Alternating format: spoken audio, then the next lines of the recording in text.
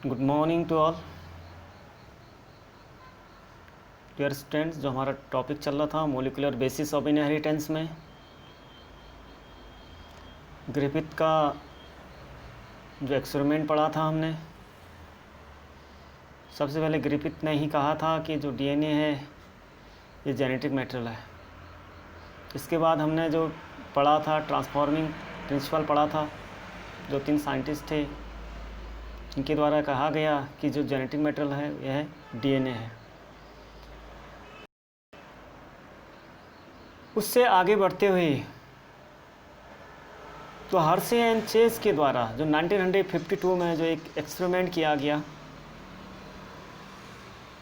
जिसको कहा जाता है ट्रांसडक्शंस।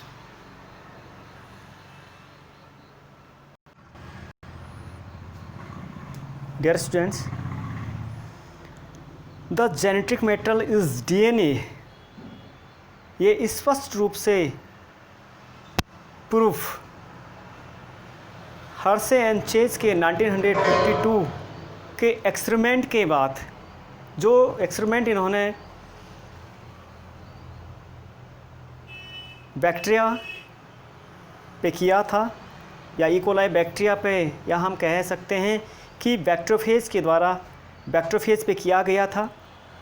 उसके बाद ये स्पष्ट हो गया था कि जेनेटिक मटेरियल डीएनए है। उससे पहले भी जो बहुत सारे जो साइंटिस्ट थे उनमें एक प्रकार का सस्पेक्टेड था, यानी हम कह सकते हैं कि उतना जो एक्सपेरिमेंट थे उतना रिलायबल नहीं था।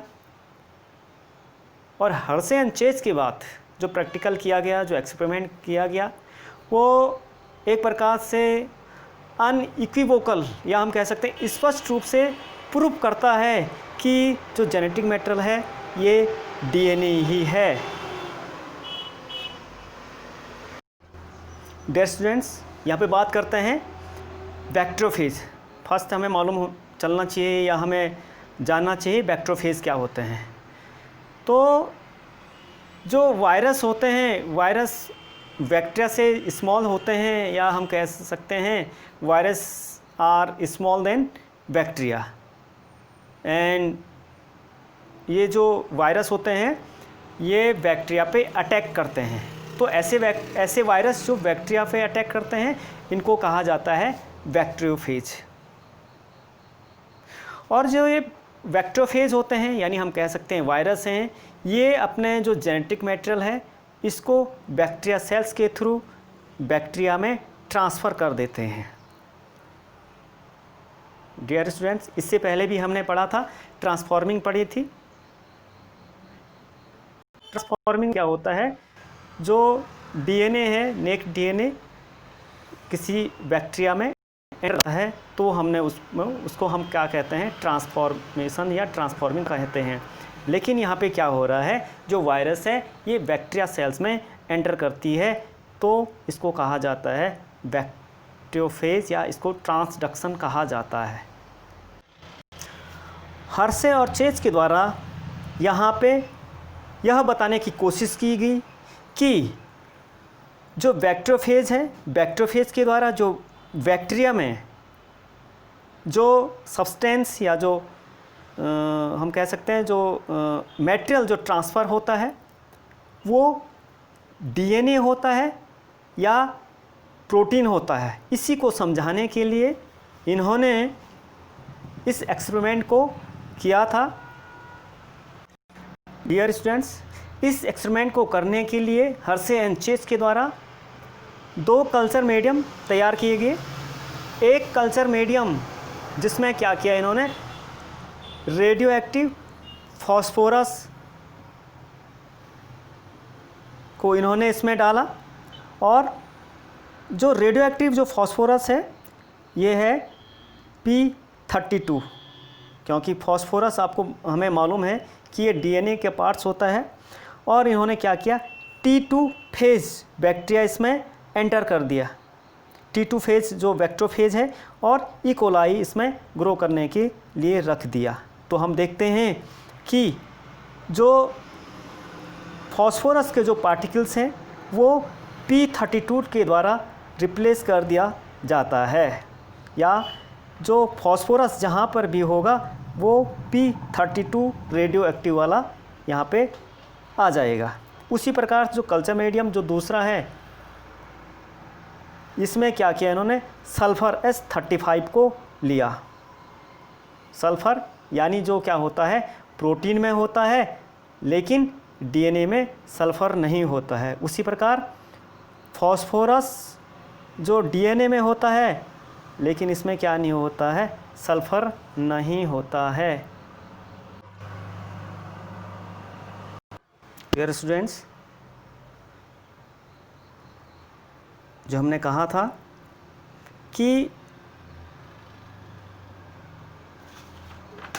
हर्शे एंड चेज के द्वारा दो कल्चर मीडिया को ग्रो कराया गया, दो कल्चर मीडिया तैयार किया गया, जहाँ पे बैक्टीरियोफेज और हम कह रहे हैं बैक्टीरियोफेज को ग्रो करने के लिए इसमें रखा गया, और साथ साथ में यहाँ पे रेडियो एक्टिव S35 और जो दूसरा मीडियम है इसमें डाला गया रेडियो एक्टिव P32 को यूज़ किया गया, क्योंकि जो फॉस्फोरस होता है ये डीएनए में होता है लेकिन ये प्रोटीन में नहीं होता है। उसी प्रकार जो रेडियो एक्टिव S35 है ये प्रोटीन में होता है, प्रोटीन में सल्फ़र होता है लेकिन डीएनए में सल्फ़र नहीं होता है, ये हमने पहले पढ़ा है। तो इन्होंने क्या किया,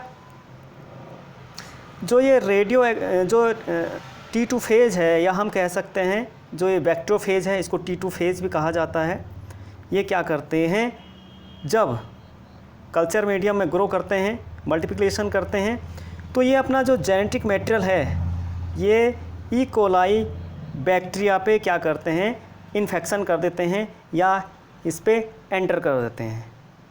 डियर स्टूडेंट्स, ये जो बैक्टीरियोफेज है, बैक्टीरियोफेज का केवल यहाँ पे जो होल होता है, होल यहाँ पे जो प्लेट होता है, प्लेट के द्वारा ये होल किया जाता है, और यहाँ पे जो होल है, होल के द्वारा जो जेनेटिक मटेरियल है ई कोलाई बैक्टीरिया में ट्रांसफ़र किया जाता है। लेकिन यहाँ पे ध्यान रखना कि जो ये बाहर का जो कैप्सिड है, यानी जो ये क्या है, प्रोटीन कवर है, ये बाहर वाला जो कैप्सिड है ये ई कोलाई बैक्टीरिया में प्रवेश नहीं करता है, केवल जो जेनेटिक मटेरियल है यही प्रवेश करता है।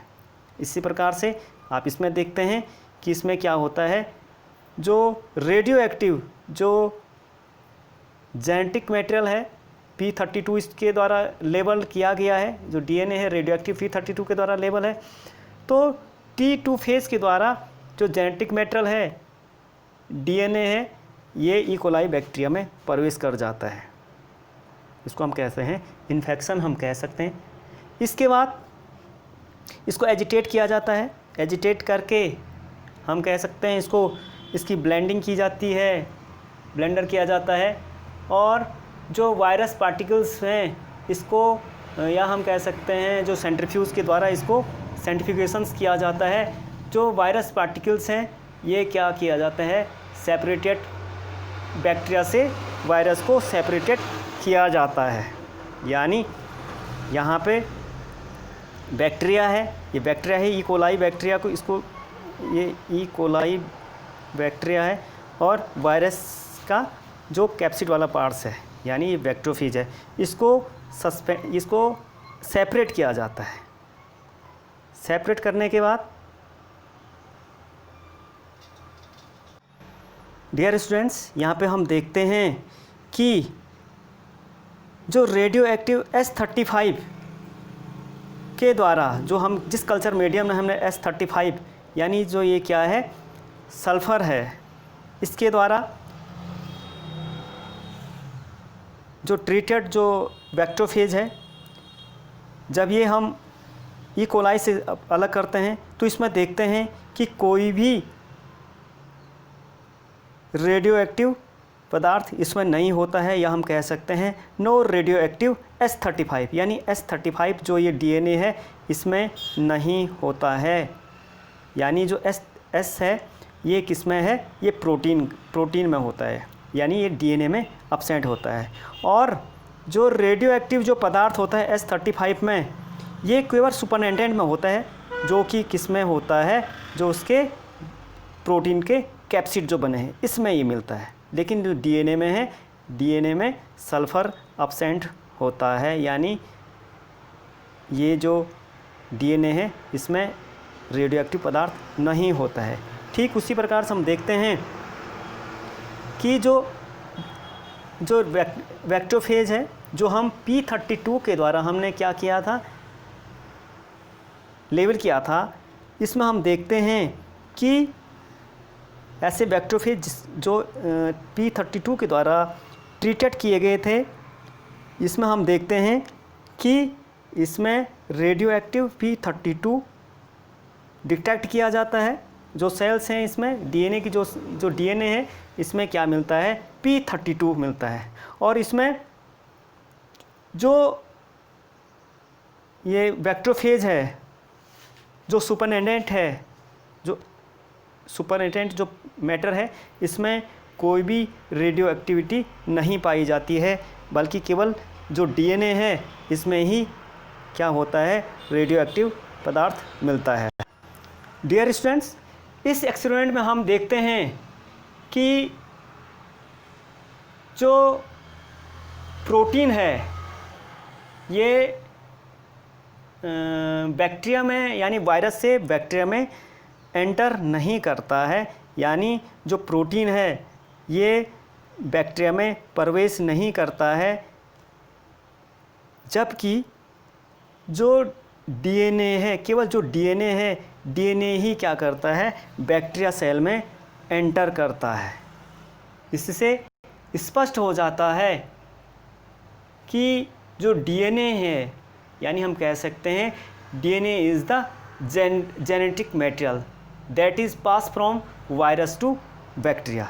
यानी हम कह सकते हैं केवल जेनेटिक मटेरियल, डीएनए ही जेनेटिक मटेरियल है जो क्या होता है, वायरस से बैक्टीरिया में एंटर कर जाता है। इस एक्सपेरिमेंट के बाद वैज्ञानिकों में ये मान लिया कि डीएनए ही जेनेटिक मटेरियल है। यानी वर्तमान जो सिचुएशन है, वर्तमान परिस्थिति में हम सभी को मालूम है कि जो डीएनए ही जेनेटिक मटेरियल है। लेकिन 1952 से पहले ये क्या है, जो भी प्रैक्टिकल थे ये उतना रिलायबल नहीं थे। लेकिन हर्शे एंड चेज के प्रैक्टिकल के बाद, एक्सपेरिमेंट के बाद इन्होंने बताया कि जो जेनेटिक मटेरियल है ये क्या है, डीएनए ही है। डियर स्टूडेंट्स, आई होप आपकी समझ में आया होगा। Thank you.